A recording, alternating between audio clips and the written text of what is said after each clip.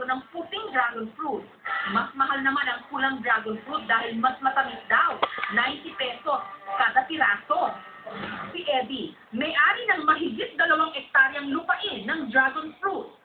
May dumating akong Chinese Filipino na nag-start magtanim ng dragon fruit sa kanyang 5.5 hectares sa tabi ng aming lupa. At nabigyan tayo ng ilang pananim from Taiwan daw ang mga materyales niyan. Namumunga raw ang mga ito ng halos 2,000 kilo kada buwan. Siya ngayon ang pinakamalaking supplier ng dragon fruit sa Cavite, Tagaytay at Binondo. Si Dr. Teddy Tepor, researcher ng Cavite State University, ang kauna-unahang nagsaliksik tungkol sa dragon fruit dito sa Pilipinas. Ayon sa kanya, mataas sa calcium, fiber at protein ang dragon fruit.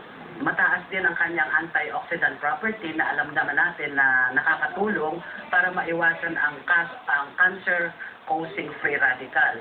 Nagtataglay din ito ng beta-sitosterol na nakakapag-regulate ng blood cholesterol at ito ay nakakatulong din para ma-regulate ang blood glucose level lalo na sa mga tao na may diabetes. Nakalikha na rin sila ng iba't ibang mga produkto mula sa dragon fruit. May jam, jelly, wine, at dragon fruit candy. Kilala na ang dragon fruit sa Cavite. Pero dito sa